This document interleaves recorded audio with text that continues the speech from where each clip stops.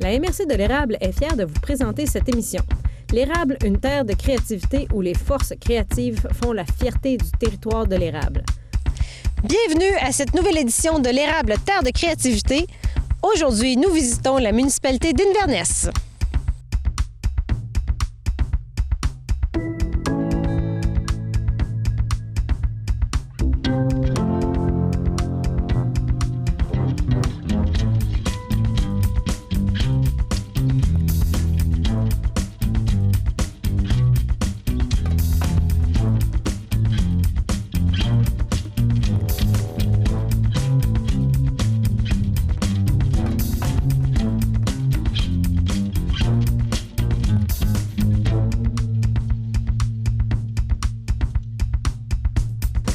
Alors, on est maintenant en compagnie de Mme Marie-Ève Adam, qui va nous parler aujourd'hui un peu de l'historique de la municipalité d'Inverness, particulièrement des vagues successives de colonisation qu'il y a eu. Oui. Alors, Inverness est particulier dans son histoire pour justement avoir été colonisé par plusieurs vagues de colons en provenance de différents endroits. Mais il y a eu 29 familles d'Écossais qui sont arrivées en 1829, qui ont vraiment plus peuplé la région. On parle de familles, donc ils étaient en tout au-delà de 50, peut-être 70 personnes qui sont venues chercher des terres qui leur étaient données à l'époque parce qu'évidemment, le régime anglais découpait les cantons puis donnait des lots de terres à des gens qui arrivaient, qui étaient fidèles à la couronne d'Angleterre, ce qui était important pour eux. Et donc, on se trouve ici dans un cimetière protestant, donc plus précisément presbytérien, où on retrouve aussi des pierres tombales de gens qui sont arrivés de l'île d'Aran en Écosse dans cette vague de 1829 et qui sont morts ici au centre du village, à Inverness, et qui ont été enterrés au centre du village Inverness dans le cimetière presbytérien.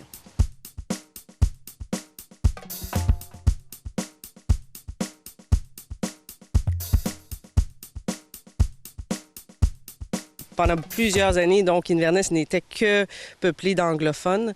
Et là, on parle du 20e siècle, là, à peu près au milieu du 20e siècle. Là, les seigneuries près du fleuve commençaient à être surpeuplées parce que les Canadiens français faisaient beaucoup d'enfants.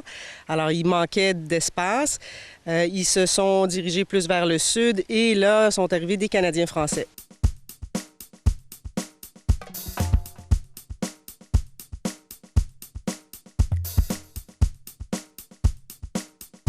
Fin des années 1970, début 80, sont arrivés un autre groupe d'hippies à l'époque, à ce moment-là. C'était des hippies qui arrivaient de la ville de Montréal en général, qui venaient racheter les terres des Anglais qui, eux, avaient beaucoup quitté la région. Alors, ils sont venus s'établir à Inverness, vivaient d'une façon un peu étrange pour les gens de la place, qui les trouvaient, un peu différents dans leur habillement, dans leur façon de vivre et tout ça. Alors, ils les trouvaient étranges, alors ils les ont appelés les Youk, qui voulait dire à l'époque « Dieu ce qui deviennent », ces gens-là, mais Dieu ce qui deviennent. Mais ce qui a été intéressant pour Inverness, c'est qu'il y avait beaucoup d'artistes à travers ces gens-là, de gens très innovants. Et ils ont été chercher un savoir-faire en Europe. M. Gérard Bélanger, en l'occurrence, est allé chercher un savoir-faire sur l'industrie du bronze, comment fondre des sculptures de bronze. Et il est revenu implanter ça à Inverness. Alors aujourd'hui, Inverness est le seul endroit au Québec, en fait, où on peut faire des fonderies, fondre du bronze, des œuvres en bronze. Il y a 2 fonderies ici. Il y a un musée du bronze. Et c'est ce qui nous amène aussi toute une vague de touristes l'été qui fait qu'Inverness est quand même un village très vivant.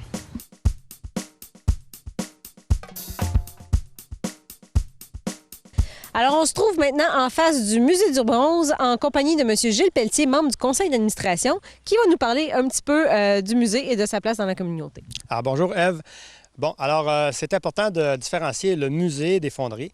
Alors, le musée du bronze, ici, à Inverness, c'est simplement pour reconnaître les bronzes. Qu'est-ce qu'un bronze? Comment c'est fait? Et ainsi de suite.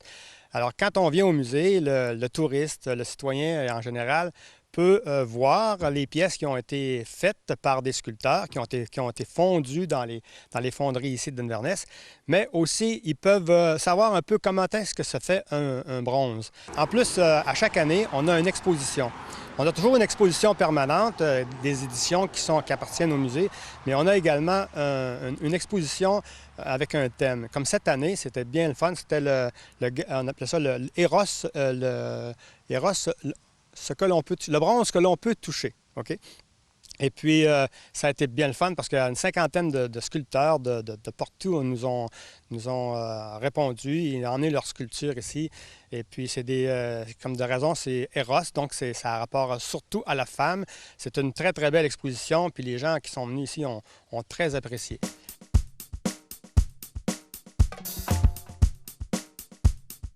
Alors, nous sommes maintenant en compagnie de M. Denis Gagnon de l'Atelier du bronze et de la Galerie Denis Gagnon. On est présentement dans la galerie. Bonjour, M. Gagnon. Bonjour. Donc, à quel moment est-ce que votre entreprise familiale, il faut le dire, a été fondée? L'entreprise a été fondée en 1989.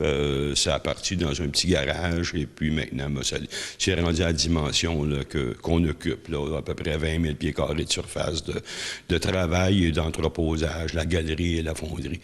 C'est une entreprise familiale. Les 3 enfants, Marilyn, Jean-François, Pierre-André, travaillent dans la fonderie. Avec Lise, moi ici, je m'occupe de la galerie. Et puis, c'est ça. La galerie, c'est quand même nouveau ici. Ça fait à peu près 3 ans, 2 à 3 ans qu'on a commencé ça en ENOF. Là, et puis, on est en train de trouver la formule comme il faut là, pour que ça rende service, m'a dit, aux sculpteurs avec qui on travaille. C'est ça le but, m'a dit, viser de la galerie ici. Nous autres, on est en relation directe tout le temps avec les sculpteurs, ce qu'il n'y a pas, m'a dit, dans toutes les galeries à peu près, m'a dit, du Québec d'un bord et de l'autre.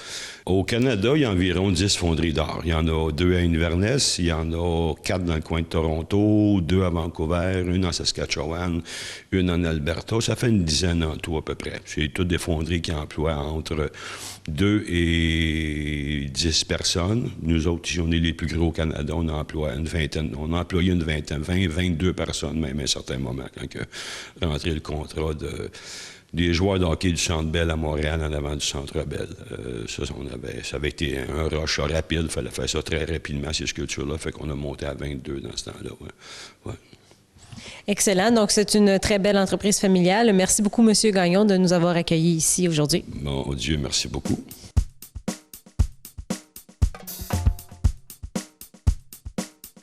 Alors, on se trouve maintenant à la fonderie d'art d'Inverness en compagnie de M. Emmanuel Descoutieras. Bonjour. Donc, est-ce que vous pouvez nous parler un petit peu de la fonderie et nous dire depuis quand c'est en place?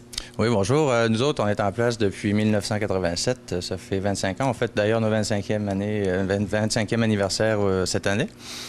Puis, c'est le sculpteur Gérard Bélanger qui a décidé de partir ça pour les artistes en 1987. Donc, puis, c'est ça, là, c'est depuis ce temps-là que ça roule. Là. Et puis, vous faites vous produisez des œuvres pour des artistes de la région, du Québec?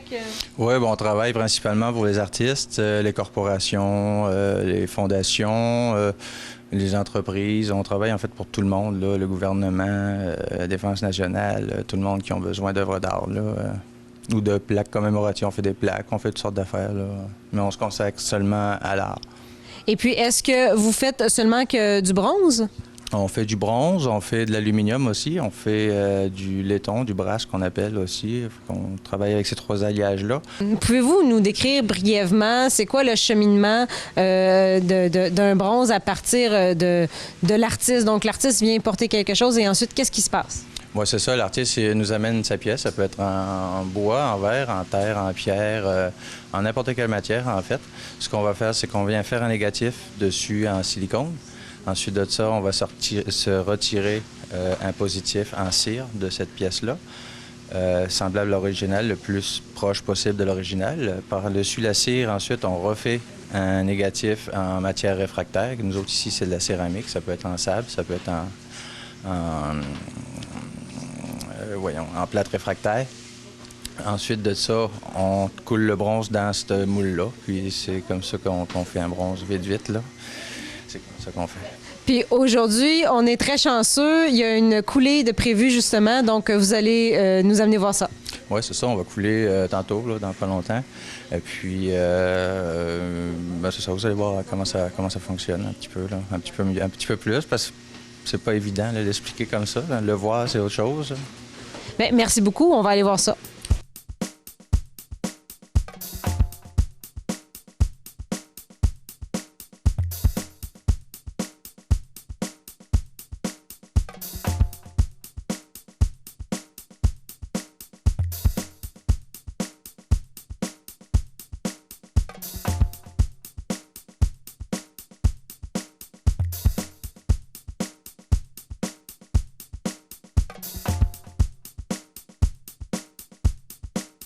Alors, on est maintenant sur le site du Festival du Bœuf à Inverness en compagnie de M. Francis Côté, président du festival.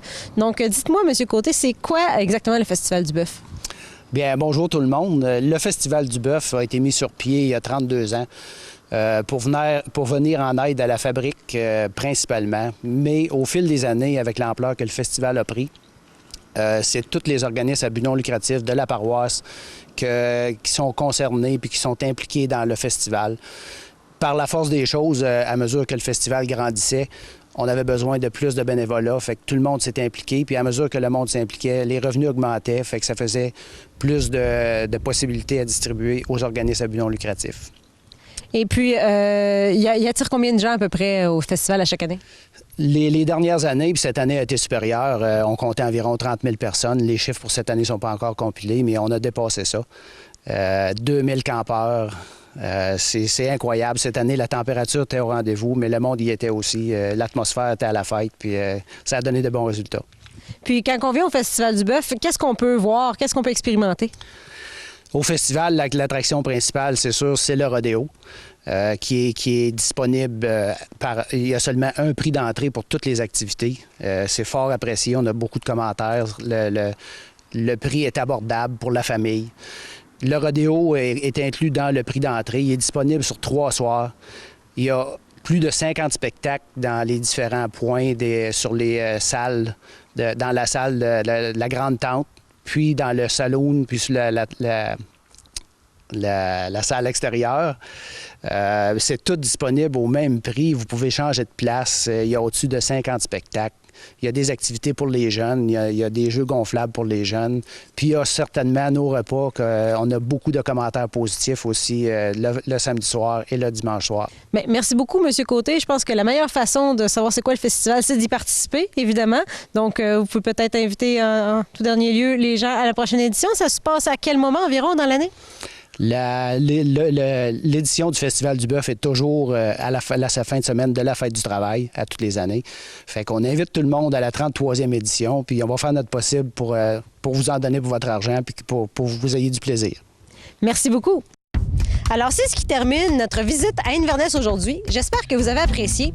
Puis moi, je vais rester ici dans l'arène en attendant le prochain rodéo, je pense. La culture, c'est au premier degré un produit de la terre, mais aussi un état d'esprit, un savoir-faire, une idéologie commune, une personnalité collective. C'est un ensemble de traits qui distinguent et définissent l'érable dans le développement de son tissu. Ce que l'érable cultive d'abord et avant tout, c'est la créativité. Les grandes possibilités que celle-ci procure et la volonté d'évoluer offrent un terreau très fertile à l'émergence de projets novateurs et de nouvelles classes de gens d'affaires.